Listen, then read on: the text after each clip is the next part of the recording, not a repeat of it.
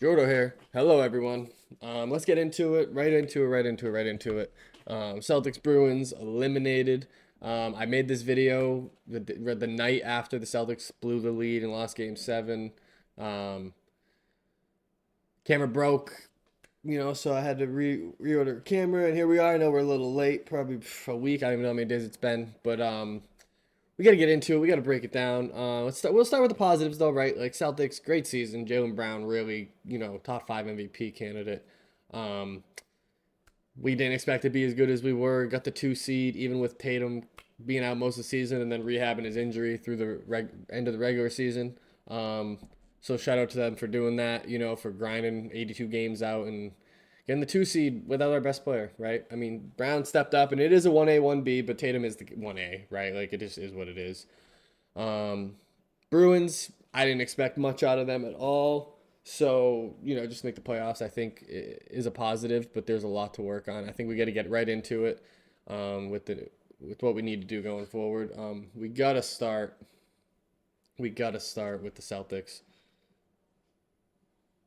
And I gotta blame the coaches. Um, the players didn't play great, but I gotta blame the coaches, and I'll get into why here. 3-1 series lead. We're Boston fans. We don't like losing. Of course, we're all disappointed, but a 3-1 series lead, you don't blow that. And I think the coach game planning is the reason this happened. Game 5, shot 28.2% from beyond the arc, 11 for 39. Game 6, a little bit better, 29.3%, 12 for 41 from the 3-point line. Going into a game 7 after struggling to shoot 3-pointers, we shot more threes. We made one more three than we did in game 6, and we shot 8 more. So 13 for 49, 26.5%. That's not going to do it for me. Sixers, games 5, 6, 7, every game they shot over 33%. So they outshot us from 3 on less attempts. They shot more efficient. And there's a reason they won those games. They were going to get the easy buckets, right? Maybe not the easy buckets, but I would rather take a guy going in the paint on a layup like Maxey was doing, or a mid range like Embiid, than just chucking threes. We got Sam Hauser shot good in the series, 16 for 38, just south of 50. I mean, a little bit more than just south, but pretty close to 50 for who he is. And we got him in Game 7 taking off the dribble, contested, moving fades from the three. Why is that what we're settling for? Why is that? Sam Hauser, when you go down the Celtics roster, what number do you have him as star player? Right? I didn't see Brown and Tatum taking many of those shots. I know Tatum didn't play game 7, but I'm just saying. I didn't see them taking a lot of moving contests. They did the shots off the dribble. They weren't taking 3 steps and fading on what a guy. Why is Sam Hauser doing that? I don't see any other team in the NBA letting their role players do that at will. He did 3 or 4 of them, right? Like in Game 7. I know. I saw a couple in Game 6. So Hauser alone did a couple of those in Game 7. But you go down, you're up 3-1. Let it get tied up 3-3 going into Game 7. You're struggling to shoot from 3. Oh, we'll just shoot more. Where's the logic in that, right? Like, we need to win this game. We're struggling from the 3-point line. 3 games in a row under 30%. Embarrassing. And that was our whole game plan, was just to keep doing it and hope they fall. We're just preying on hope. Derek White, not good enough in this series. 15 for 55 from 3, 8 for 26 in his last 3. Game 5, game 6, game 7.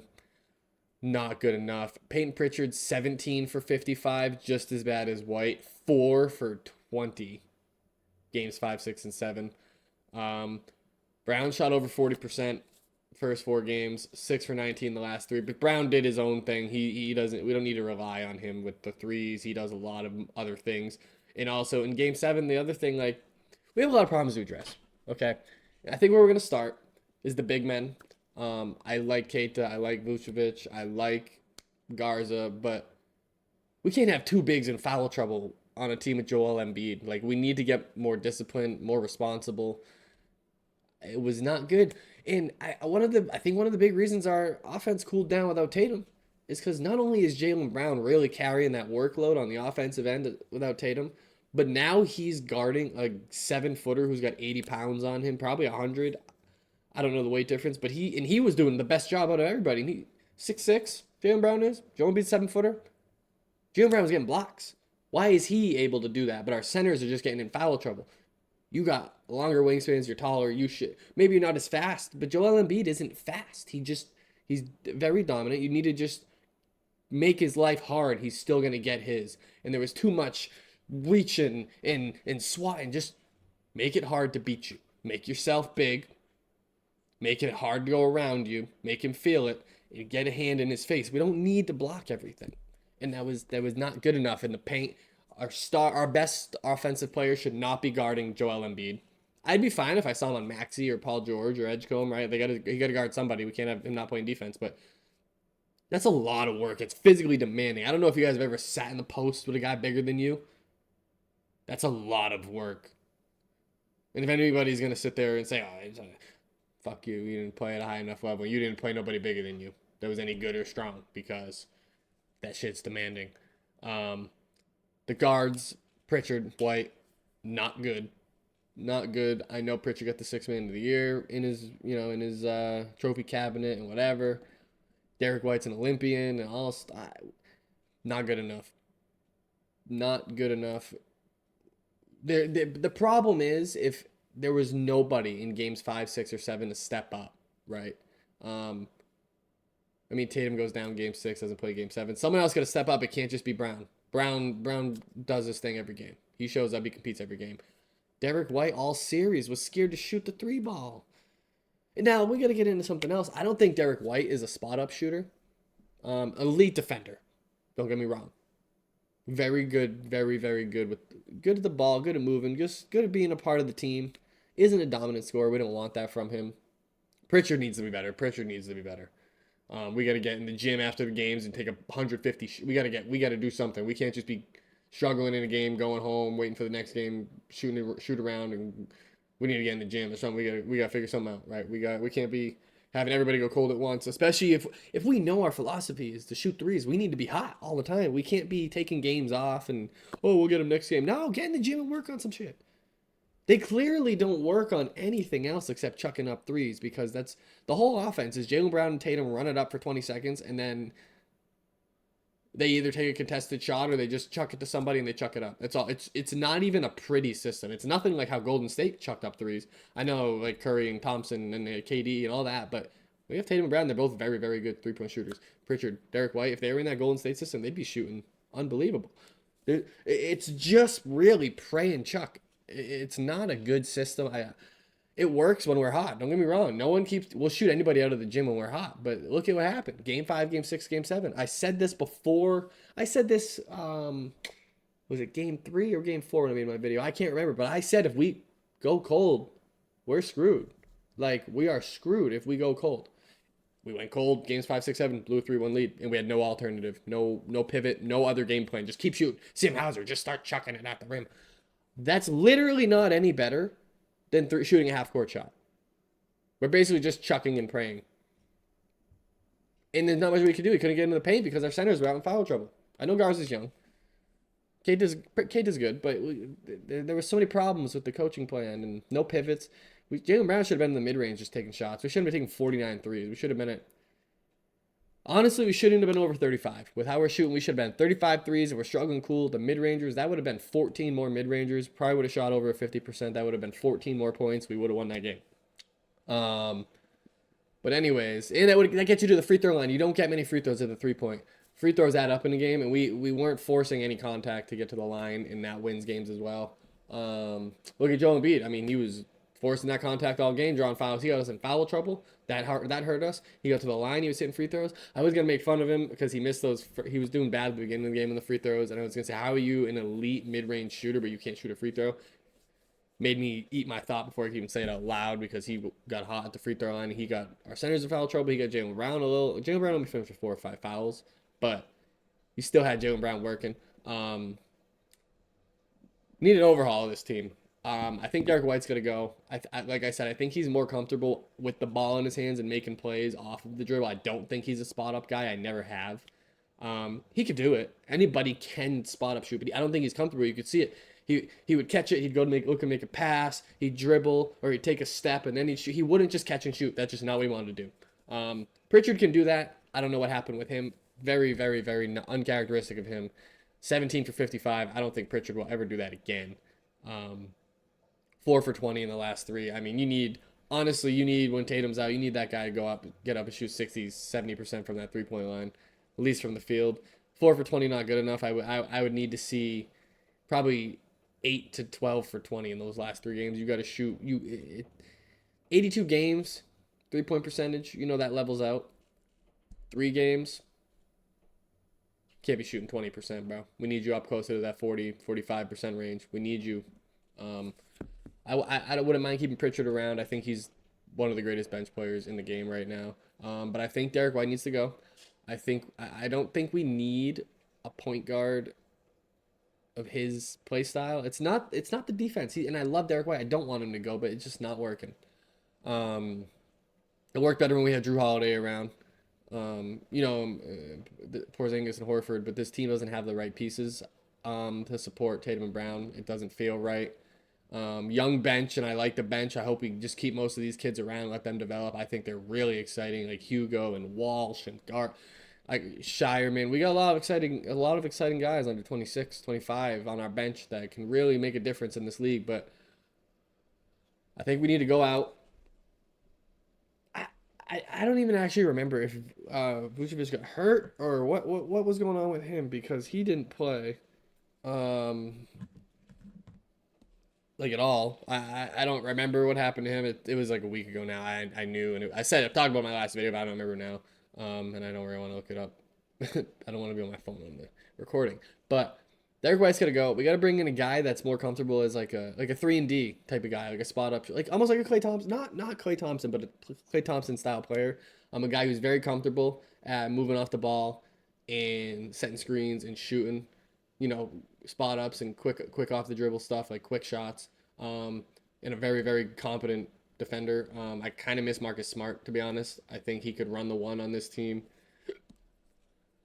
Again, because Brown and Tatum take the ball. Tatum takes the ball up almost all the time, and sometimes it's Brown, but we don't need a point guard. Like, we don't need a Tyrese Maxey type guy. We just need somebody that can do the job, And I do miss Marcus Smart. I think he would fit really well into this team. I think we need to go out and we need to get a big man. I really wish we could get our hands on Miles Turner.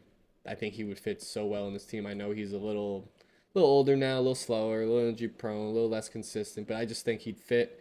I would love Sengun, right? But that's never gonna happen. But we got to go out and make a splash. We got to get a big three. I wouldn't even mind a Rondo type player. Just even if Tatum Brown do take it up a lot. A guy that can get into the paint, like he can hit. Let's say he shoots a 3 ball at like a 28 to 30% clip. That's okay if he's moving the ball around, getting into the paint, getting physical, big body screens, helping Tatum Brown get open. I think a guy like that could help too, but we have to find it. It's like we have to find more of a gadget guy than an all around. We don't need a Maxey. We don't need a LaMelo Ball. We don't need a Tyrese Halliburton. Don't get me wrong. All these guys would be great in Celtics green, but we don't need that. We need gadget players around Brown and Tatum. And if we go out and we get a point guard that isn't really a shooter, we need to go out and find a 2 guard that can really shoot. Put Brown as a 3, Tatum at the 4. Just a lot of. I think we were a fake 2 seed.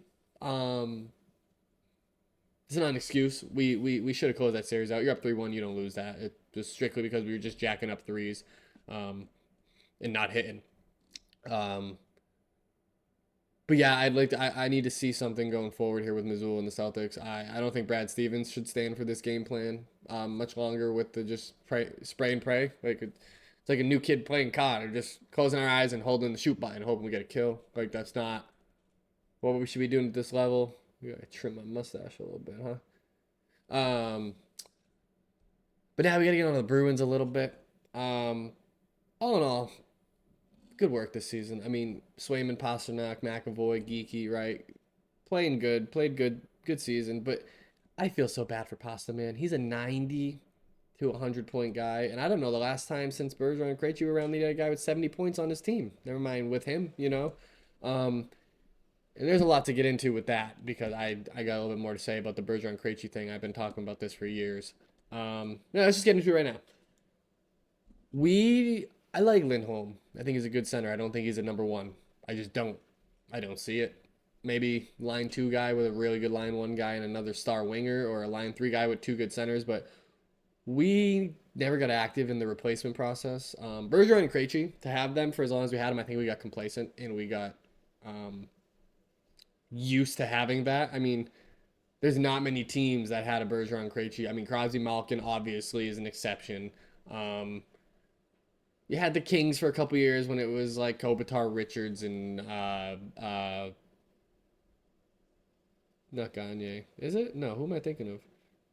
I'm having the biggest brain fart ever right now.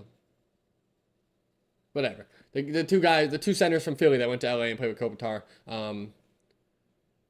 Carter, Richards, Carter, yeah, Carter, Richards, Kopitar. Like there's exceptions to the rule, you know, but all in all, they have Bergeron and Krejci around for their whole careers. I mean, both two-way guys, both very good on the dot, both very responsible penalty killers.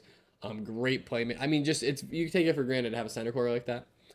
Once they start getting older, you should already be starting the replacement process, finding a young guy, you know, like Hagen's, right? Like obviously, I'm not saying timeline wise it didn't add up, but like we should have been looking for their replacement a lot earlier, because it takes a while to develop into a center in this league.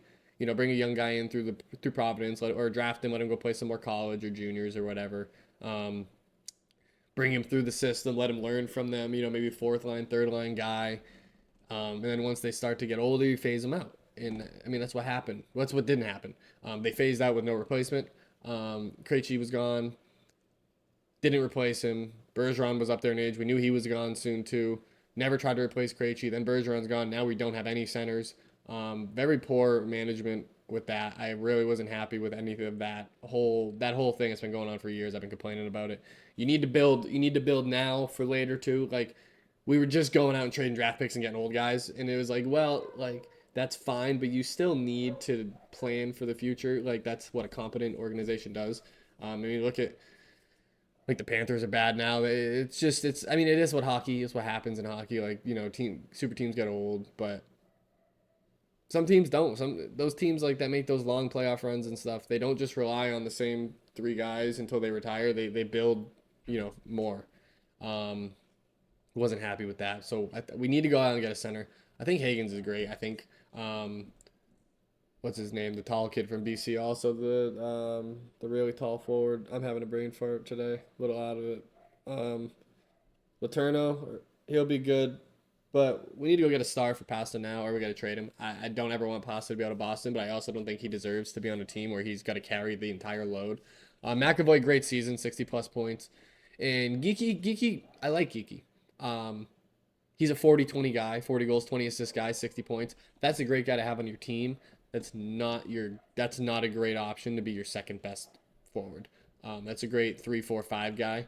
Um, I think Geeky and Pasta could almost play with Lindholm if we go out and we get like an elite another. Or I don't know. Maybe the way to do this would be Lindholm, Geeky, go out and get an elite winger, and then another elite center with Pasta, and then whoever you want to plug and play with them on the wing, whether it be Zaka or Zaka's very good. I don't know if you guys pay attention to like the little things, but Zaka every time he gets the puck, he's so smooth. He's not everything he does looks great until it's the final pass or the final play. It's like he almost tries to do just a little too much. But you watch him when he gets that puck at the blue line, it's a backhand toey, silky move, curl back up to the top of the face-off circle. Fine. He's very silky, very smooth, very skilled. Just doesn't have that superstar factor. But he could be a star. He could be a great player. Like this is just a name I'm tossing out there. Don't take any weight in this. But like, say we bring Braden Point in, right? Him and Pasta and Zaka. That'd be a great line with Geeky Lindholm, and then we got to bring in another winger.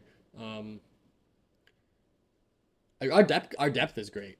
I like I like our third, fourth line combination. I think there's a lot of heart and character and toughness down there. Good amount of skill. Good amount of skill too. But our biggest problem, and this is our biggest problem, the decor. McAvoy was -6 in that series against Buffalo, and that's okay because he had a great season and he plays a lot of minutes and he plays a lot of top lines, a lot of top players. But what's around him? 1 through 6. Lindholm's okay. I think Lindholm would be a great 3-4, but he's our 2, right? He's our second best defender. I know he came in and was hot with all those points that one season, but he'd be a great 3 or a great 4, just depending on what you bring in. McAvoy needs a guy that is very fast around him. McAvoy is the best defenseman on this team. It's not close. McAvoy's slow. He's slow for today's NHL, but he's very smart and very talented, and he makes up for his speed with all of his skill and knowledge. And that's why I love him. 60 points is 60 points as a defenseman. That's great. On a team where you're the third leading scorer, he should not be our third leading scorer. He probably would have had more points if we had another big scorer with Pasta. But where my issue lies is you put McAvoy on Buffalo. He might be the best defenseman on that team. Might be. Like, all around. He is probably the 5th fastest defenseman on their roster. He's not faster than Dahlin, Byram, Powers, or Samuelson. He's probably 4 or 5 on speed on that roster. Not talent. Talent and speed are different things we're talking about. I think he'd be tied for 1 or 2 on that team for best defenseman. But speed-wise, he's bottom half, right? He's our fastest defenseman. That's a problem in today's NHL, and we saw that with Buffalo. They took advantage of that. I mean, they were just able to just go up and out. I mean, their D were so mobile. We'd pressure. They'd go D to D, one hard step, and either they're skating out of the zone or they got to pass. And it was just they're so mobile, and that's a problem. We got to bring in a guy to put in McAvoy that's fast. He doesn't need to be an offensive guy. He doesn't need to be a defensive guy. He just needs to be fast and responsible. Just to allow McAvoy to have a little bit more freedom, because you saw it in the Olympics. McAvoy played a little more of a neutral role than what he normally does in Boston, and it's not because he wasn't one of the best defensemen on that ice. It's because the game was a lot faster, and he had to be responsible with his speed. He knows his limits, right? That's why he's one of the best defensemen in the NHL.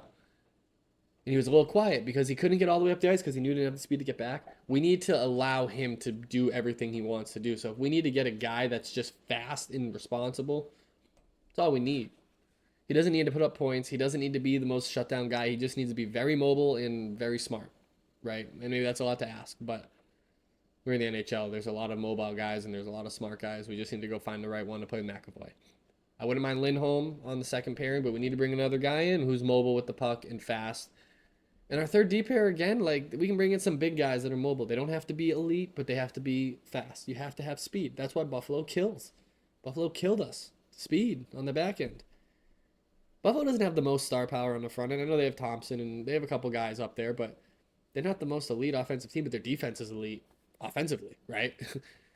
Second in the league in goals scored by defensemen. So, that's an important thing to think about. Swayman, I have no issues with. I think he's the only reason the series went what it was. A couple of those games where we were leading, closing out. He played good in the last 10 minutes, like good. I mean, pressure on us because, like I said, we love to sit back and invite pressure. That's what we were doing. Hate that philosophy in every sport. Hate it. I'm actually very upset with the philosophies of Celtics and the Bruins this season. Hate it. Even the Patriots in the playoffs. I didn't like Drake May played his game, and then you get in the playoffs and you don't let him play his game. But we're not going to get into that right now. That's a whole separate thing. But hate the whole sit back and invite pressure thing. And that's what we did. And Swayman did really good. Made a lot of saves off of rebounds and second chance efforts and tips. And he's the only reason the series went as long as it did, to be honest. I'd say he's a top 5 goalie in the NHL, but when he's off, he's so bad that like he falls outside the top 15 when he's off. So I put him right in the fringe, like top 11, top 7 type guy. I would never put him top 5 just because of consistency. He's not Hellebuck and he's not just the inconsistency needs to get worked on. But he's still pretty young. He's 27. That's fairly young for a goalie. It is fairly young. So he could be just getting into his prime. A lot of goalies in their primes when they're 30s. So we're pretty lucky to have this guy as young as he is. I know at Boston we get spoiled. Like we had Rask, and he was the example of consistency, right? I mean, one of the best save percentages of all time. I think he's top five all-time save percentage and goals against average, NHL history. I mean, he was that good. A lot of people don't know how good Rask really was, but there was a lot of better team around him, and there were some blunders. But all in all, I need to see a rebuild of the Bruins. I need to see them bring in at least two forwards and at least two defensemen. Whatever the plan is, it's got to be a guy. You got to spend big on one or the two of them. Out of those four, you have to spend some money. Well, you have to clear some money up, but you have to go spend some money. We need it. We need a big forward to come in. We can't just rely on Pasta to carry the load. It's not fair to him at his age. And if we don't think we're going to contend in the next couple of years, ship him out and get what we can for him. I never want to see Pasternak in another jersey, but maybe that's what we got to do. Celtics got to figure something out. We can't. I'm not gonna keep relying on this. We can't. We're gonna lose Brown or Tatum if we do this because it's just not. It's not pretty basketball. They're playing very stat nerd basketball. Like if some fantasy geek took over the team, like, oh, if you guys just shoot the most threes, you can win the game. Like, shut up, bro. It's fucking basketball. Get them into the paint, layup, dunk, mid rangers, pick a roll. Literally just screen and it's so easy to defend us. You put a guy in the paint and get four guys standing on the 3-point line and you just switch. That's all you got to do to defend us. As long as you watch out for the damn screen, good. Let them hit their contested shots, but we're not going to give them wide open ones. That's not a good way to play ball. So, Celtics need to do some stuff. Yeah, not much reporting the Red Sox right now. They're looking a little bit better, but it's a long season, and we're gonna wait a little bit to get into it and see how things really go in the next couple weeks. Patriots, no new news really with them right now. Everybody's kind of waiting to see what happens with A.J. Brown, Mike Vrabel. I know the rookies getting their deals signed and all that's great and exciting, but all in all, we gotta wait and see who's our coach gonna be, right? Is it gonna be Vrabel? Is he gonna step down? I hope he doesn't. I know the Patriots don't want him. Christian Gonzalez spoke out. That's our coach. We respect him. We ride with him. I know that most of that locker room feels the same way because, again, personal issues. I don't care what athletes and coaches do in their personal life, to be honest. Like, I know they're role models or whatever, but, like, if you're a parent and you're mad that a professional athlete or coach is being a bad example for your child, you're a bad, lazy parent and you're relying on somebody else to teach them morals and values. I know that people look up to these people, but they're all people, right? Like, just because you're a professional athlete does not mean you're a good person. Just because you're an actor doesn't mean you're not a weirdo. Like, people do weird things all the time. Some of them happen to get famous or be very good at sports. And I don't think Vrabel's a bad person. I think you're kind of moment of weakness. We don't know the whole story of what's going on in his marriage. Maybe him and his wife hate each other. I'm not here to speculate, and I'm not here to get into that. I'm not a cheater. I don't condone cheating. But some people, it just is what it is, right? Some people they got too much going on. Maybe he doesn't want to go through divorce because he's going to lose half his money. I don't know. I can't speculate. Maybe it's his fault. Maybe it's not even the wife's fault. I'm not blaming anybody. All I'm saying, I don't give a shit what people do in their personal life. As long as you ain't doing some bad stuff. Like some bad stuff. Cheating isn't bad stuff. It's not good stuff, but it's not bad stuff, right? As long as you're not doing the crazy, I don't really care what you're doing. If my job as a fan is to root for my team, want the best for my team, and Vrabel is the best for the Patriots, and that's who I want. Browns to Super Bowl year 1. We were terrible. I don't care what anybody says about the schedule. Fuck all that. We were so. It's not like we were a playoff team that got bounced in the second round of the playoffs, and then we came back and made the Super Bowl with the easiest schedule. We were literally one of the worst teams in the NFL. We were projected to not win half of our games against the schedule we went to the Super Bowl against. I don't care about injuries. You got to stay on the field if you want to be a good football team. That's part of being a good football team is being healthy. I don't care about any of that. I don't care about the Bo Nick's got hurt. Well, I don't know, bro. Don't break your fucking ankle nailing the ball. Like, I don't know what to tell you. That's not my problem to worry about. My team made it to the Super Bowl. Mike Vrabel came in. Drake May hit his thing. Hit his prime, start doing that stuff, and early in his career, and I'm gonna get excited about that. We all should be excited about that, and we should want Vrabel around because of what we what we have Patriots fans have grown to expect is Super Bowl appearances, right? And we might never there's teams that never made it to the Super Bowl during the Tom Brady era and they haven't made it since, and we've made it back after a rebuild after Tom Brady left, right? We got to thank Vrabel for that. We got to be excited, and I just don't think I don't give a fuck if the guy's getting his fucking pee touched by somebody else. I don't care, bro. I don't care. I'm a sports fan. I'm not an editor for the Cosmo or the Daily whatever magazine you fuckers read about celebrities' lives. I'm not one of those people. I don't care. I got my own shit to worry about, my own friends, my own life. When I put on the sports game, I want to see my team winning, and that's it. That's all I give a fuck about. So, yeah, Vrabel did a bad thing. I don't give a fuck, man. He's not my friend. It's not my job to judge him. And if you're judging people, you got to get your life you got to get your life locked in. Because you're too bored, bro. You got nothing going on. Like, you're the same people that watch soap operas and you get mad at the show. Bro, it's fake. Like, too into that shit. Like, I'm just here to watch a sports game, and if my team's winning, that's all I care about. Like, there's exceptions, right? Like, Deshaun Watson, yeah, I don't want him on my team. That guy is actually a bad fucking person, right? Ben Roethlisberger, did some bad stuff. Would I want him as my quarterback? I don't know. I never had to deal with somebody doing that stuff, right? That stuff's bad. Yeah, and you know what? Even Kraft, right? Like, Kraft did some shit. But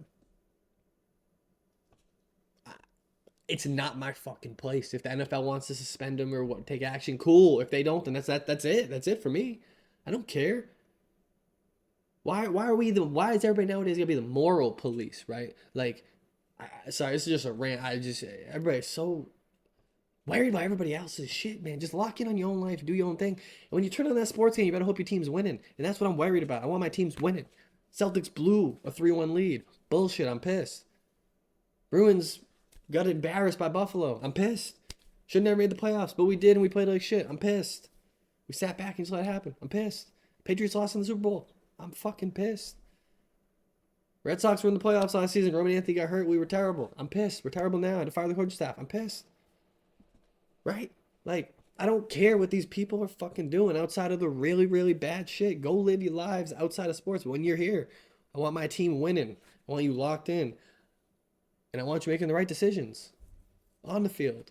I really don't care about the off the field shit. I'm not the coach. I'm not the owner. That's not my responsibility. I don't work for the NFL.